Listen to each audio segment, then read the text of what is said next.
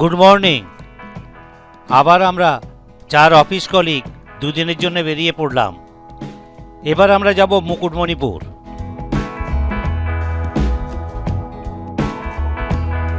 গতবার আমরা আরামবাগ হয়ে গনগনি যাই, গনগনি ঘুরে তারপর মুকুটমণিপুর যাই। তাই এবার ঠিক করি প্রথমে আমরা ঝিলিমিলি হয়ে 12 মাইল জঙ্গল দিয়ে মুকুটমণিপুর যাব। সেই মতো আমরা খড়গপুর হয়ে ঝিলিমিলি যাই।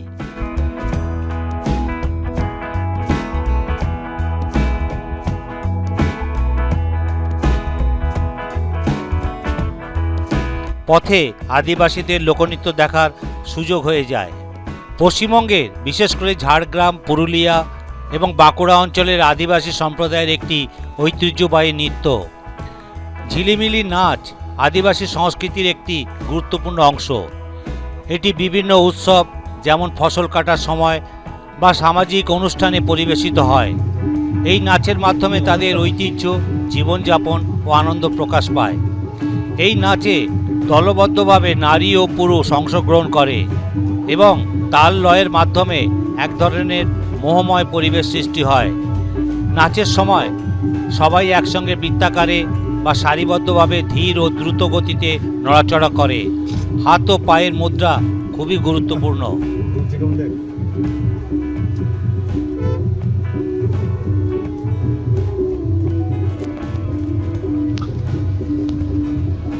ঝিলিমিলিতে একটা হোটেলে দুপুরের আহার সেরে 12 মাইল ফরেস্টের দিকে আমরা এগিয়ে যাই।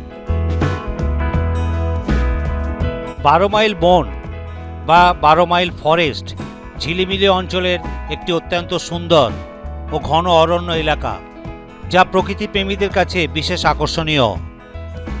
এই বনটি মূলত শাল, সেগুন, পিয়াল সহ নানা ধরনের গাছে ভরপুর। বনটি 12 মাইল হওয়ার কারণ হলো এই বিস্তীর্ণ জঙ্গল প্রায় 12 মাইল জুড়ে বিস্তৃত। মাঝে মাঝে এখানে হরিণ, খরগোশ বা অন্যান্য ছোট বন্য প্রাণীরও দেখা মিলতে পারে। রাস্তার দুপাশে ঘন জঙ্গল থাকায় অনেকেই এটিকে সবুজ টানেল বলেও বর্ণনা করেন।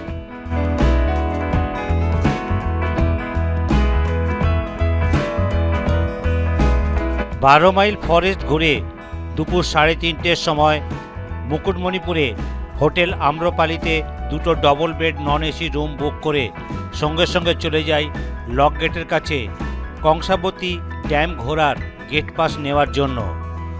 মুকুটমণিপুরের লক গেটের আগে ডান দিকে একটা অফিস আছে, যেখান থেকে ড্যামে যাওয়ার গেট পাস পাওয়া যায় ফ্রি অফ কস্টে।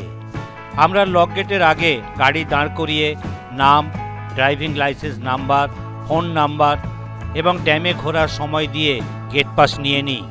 তারপর সোজা কংসাবতী ড্যামের দিকে চলে যাই। এটা হোটেল অপরাজিতা, এটা আম্রপালি আর হোটেল মালঞ্চ।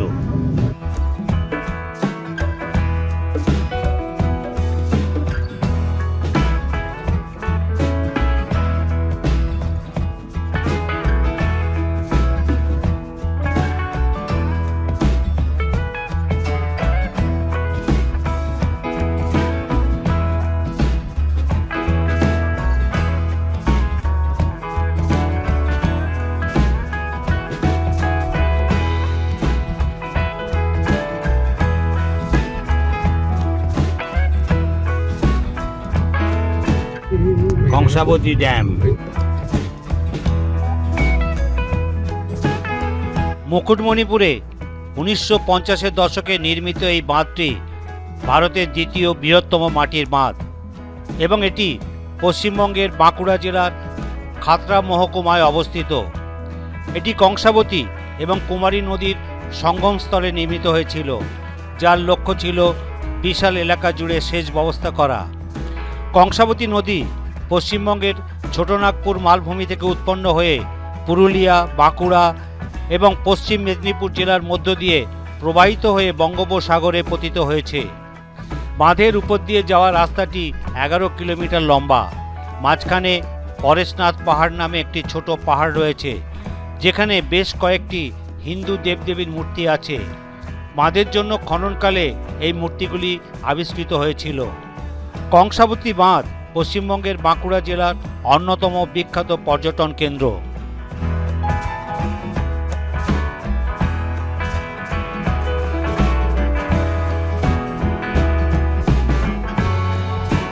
পরেশনাথ পুলিশ ফাঁড়ির সামনে পরেশনাথ কালী মন্দির।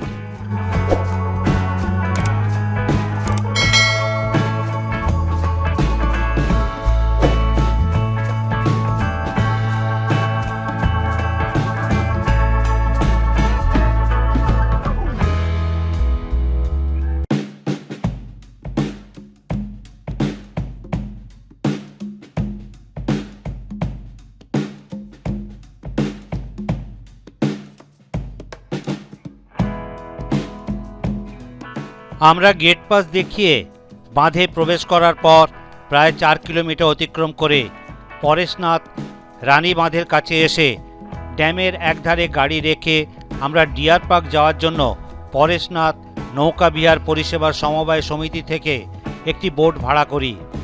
এখানে বেশি জন হলে মাথাপিছু ভাড়া 100 টাকা করে। আমরা 4 জন হওয়ায় একটি বোট ভাড়া নেয় 500 টাকা।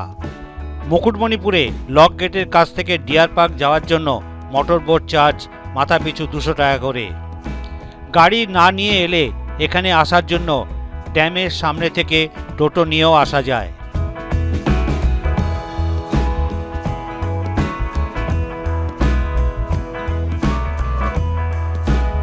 ওই তো ওইখানে যাবো, ওইখানে এখান থেকে এবারে ডিয়ার পার্কে যাবো। হরিণ আছে? হরিণ অল্প আছে, ছাড়া না এমনি? ছাড়া ভেতরে ঘেরা। কি এখানে আমি বুঝতে পারি।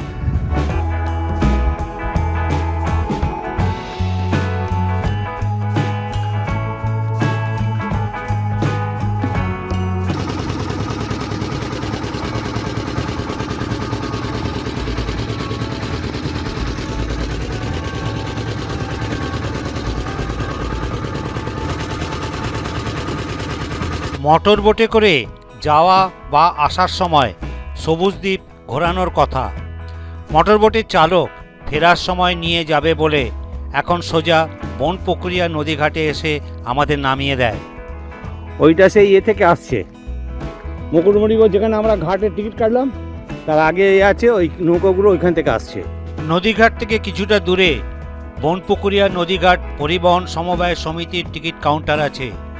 এই কাউন্টার থেকে মোটর ভ্যানে করে ডিয়ার পার্ক এবং সোনার বাংলা পার্কে যাওয়ার জন্য টিকিট কাটতে হয়। মাথাপিছু ভাড়া 40 টাকা করে। একটা ভ্যানে 10 জন যেতে পারবে, আর পুরো ভ্যান বুক করলে ভাড়া 320 টাকা। এখন কোনো লোকজন না থাকায় আমাদের 4 জনকে নিয়ে ডিয়ার পার্ক এবং সোনার বাংলা পার্কে ঘোরার জন্য 200 টাকাতেই রাজি হয়ে যায়।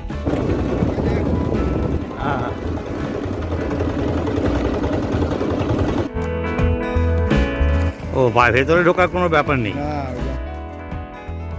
যা দেখতে হবে বাইরে থেকে। খাওয়া দিয়েছে, হ্যাঁ, জঙ্গল। আমরা মোটর ভ্যানে চেপে কয়েক কিলোমিটার অতিক্রম করে ডিয়ার পার্কে এসে পৌঁছালাম। ডিয়ার পার্কের জন্য কোনো টিকিট লাগে না। রাস্তার ধারে তারের জাল এবং নাইলন নেট দিয়ে বেশ কিছুটা জঙ্গল ঘেরা। কেবলমাত্র সামনের দিকে কয়েকটা হরিণ দেখতে পেলাম।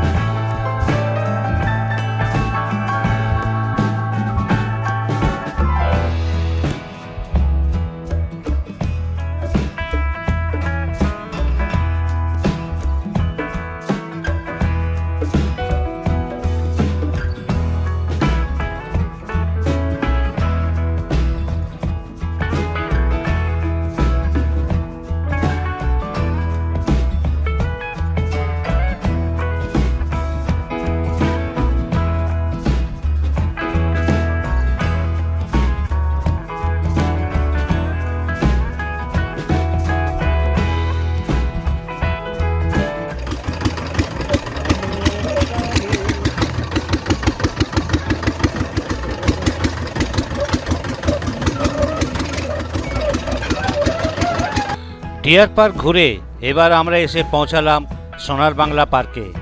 এখানে প্রবেশ মূল্য মাথাপিছু 15 টাকা করে। কত করে টিকিট? 15 টাকা করে।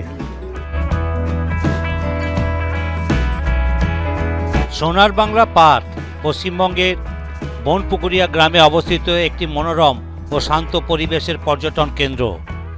এটি রানীবাঁধ অঞ্চলের প্রাকৃতিক সৌন্দর্যের এক অনন্য উদাহরণ। এই পার্কটি চারিদিকে সবুজ বনভূমি এবং খোলা আকাশের নিচে বিস্তৃত হওয়ায় প্রকৃতি প্রেমীদের জন্য খুবই আকর্ষণীয়। এখানে বিভিন্ন ধরনের গাছপালা, ফুল এবং স্থানীয় জীব বৈচিত্র্য দেখা যায়, যা পরিবেশকে আরও সুন্দর করে তোলে।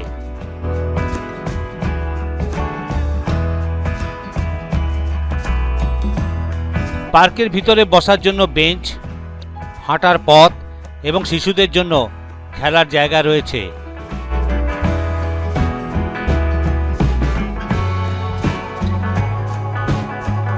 পরিবার বা বন্ধুদের সঙ্গে পিকনিক করার জন্য এটি একটি আদর্শ স্থান। বিশেষ করে শীতকালে অনেক পর্যটক এখানে ভিড় জমায়। এছাড়া এই অঞ্চলের কাছাকাছি বাঁকুড়া ডিস্ট্রিক্টের বিখ্যাত লাল মাটির প্রাকৃতিক দৃশ্য এবং আদিবাসী সংস্কৃতির ছোঁয়াও পাওয়া যায়, যা ভ্রমণকে আরও সমৃদ্ধ করে।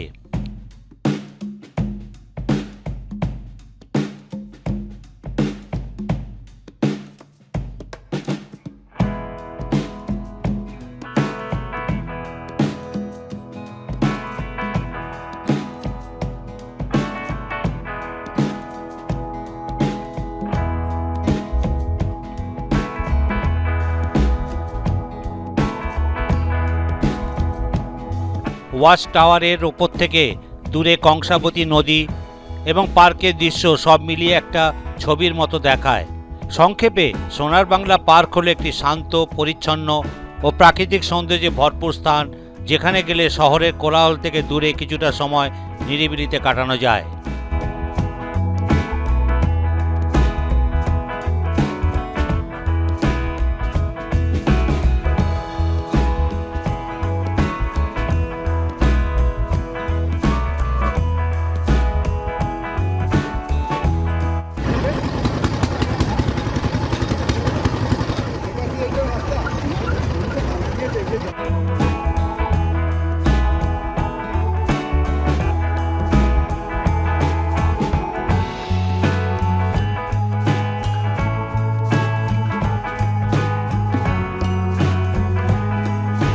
ডিয়ার পার্ক এবং সোনার বাংলা পার্ক ঘুরে আমরা বনপুকুরিয়া নদী ঘাটে এসে পৌঁছাই। তারপর মোটর বোটের চালক ফেরার পথে সবুজ দিক ঘোরার জন্য নিয়ে যায়। এই জায়গাটি কংসাবতী এবং কুমারী নদীর সঙ্গমস্থল। ডান দিকটা কংসাবতী আর বাঁ দিকটা কুমারী নদী।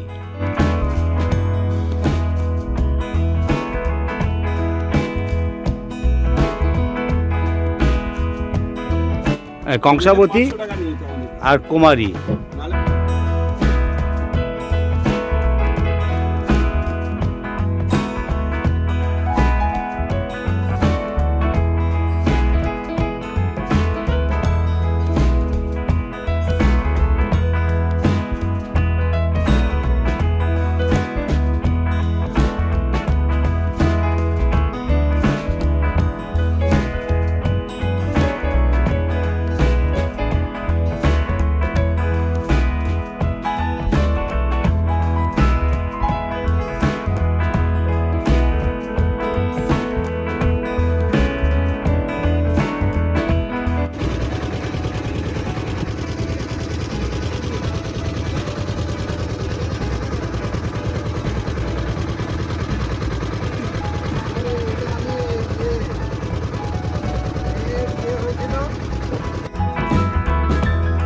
এখানে পারাপার হচ্ছে 20 টাকা করে।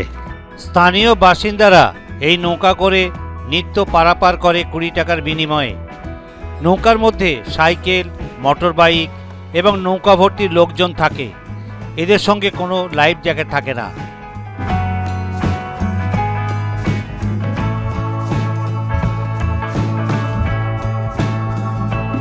এই পরেশনাথ রানীবাঁধের কাছ থেকে ডিয়ার পার্ক এবং সোনার বাংলা পার্ক ঘুরে আসার জন্য প্রায় 2 ঘন্টা সময় লাগে।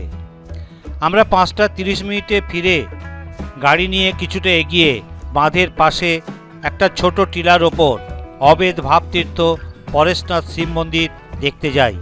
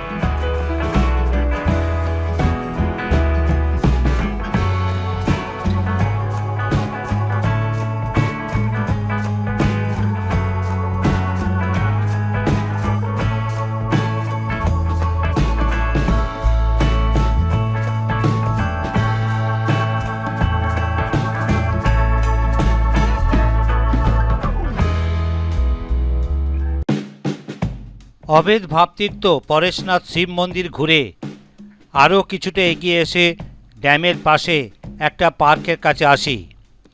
এখানে প্রবেশ মূল্য মাথাপিছু 10 টাকা করে। আমাদের গেট পাসের সময় দেওয়া ছিল দুপুর 3:30 থেকে বিকাল 5:30 পর্যন্ত। এখন বাজে 5:45, তাই আর পার্কে না গিয়ে সামনেটা ঘুরে এবং ফটো তুলে সন্ধ্যা 6টার মধ্যে গেট দিয়ে বেরিয়ে পড়ি।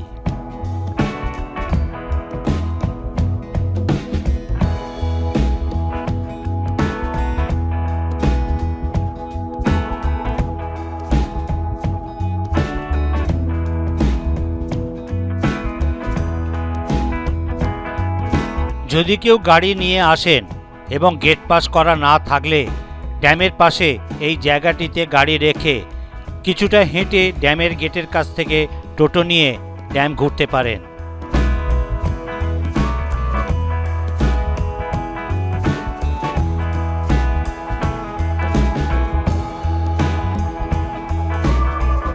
শিব মন্দিরের কাছ থেকে প্রায় 5 কিলোমিটার অতিক্রম করে সন্ধ্যা 6:15 হোটেল আম্রপালিতে ফিরে আসি।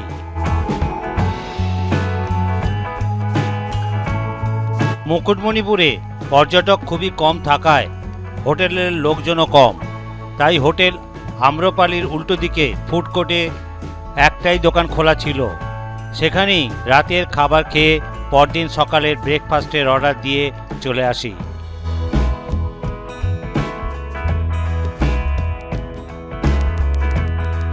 Good morning.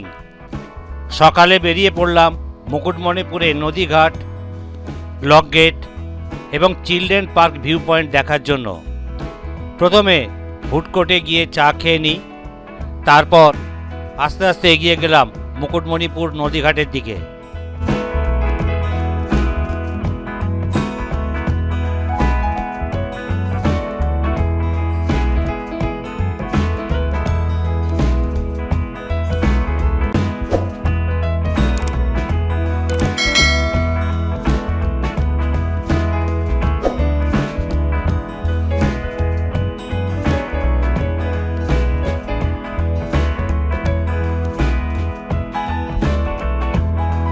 পরেশনাথ রানীবাঁধ থেকে যেমন বোটে করে ডিয়ার পার্ক দেখার জন্য বনপুকুরিয়া নদীঘাটে যাওয়া যায়, তেমনি মুকুটমণিপুরে এই ঘাট থেকেও যাওয়া যায়।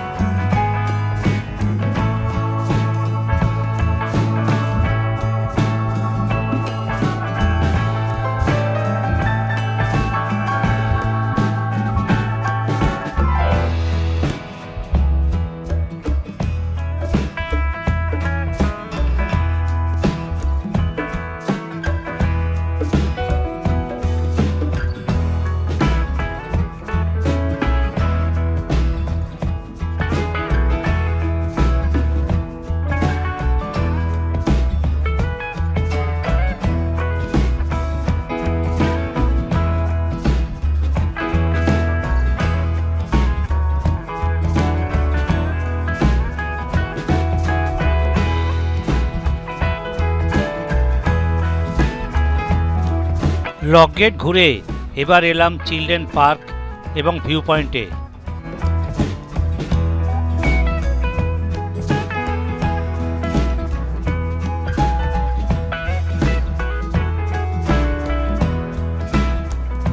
এই ভিউ পয়েন্ট থেকে চারিদিকে দৃশ্য অতি মনোরম। পাশেই একটা চিলড্রেন পার্ক আছে, যার প্রবেশ মূল্য মাথাপিছু 10 টাকা করে।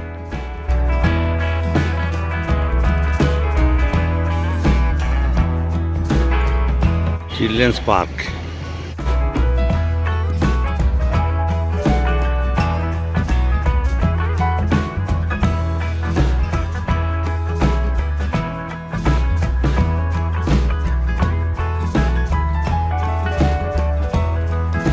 সকালে মর্নিং ওয়াকের সাথে সাথে হেঁটে মুকুটমণিপুরে কাছাকাছি জায়গাগুলি ঘুরে ফুড কোর্টে এসে ব্রেকফাস্ট করে নিই। তারপর হোটেল থেকে গাড়ি নিয়ে বেলা 10টার সময় বাড়ির উদ্দেশ্যে রওনা হই। মুকুটমণিপুর ঘোরা এখানেই শেষ হলো। আবার আমরা আপনাদের সামনে নতুন কোনো জায়গা ঘোরার ভিডিও নিয়ে হাজির হব। ধন্যবাদ। যদি ভিডিওটি ভালো লেগে থাকে তাহলে লাইক ও শেয়ার করুন। এরকম আরও সুন্দর সুন্দর ভিডিও পেতে আমার এই ভ্রমণ পিপাসু চ্যানেলটিকে সাবস্ক্রাইব করুন এবং নতুন ভিডিওর নোটিফিকেশন পেতে পাশে থাকা বেল আইকনটি ক্লিক করুন।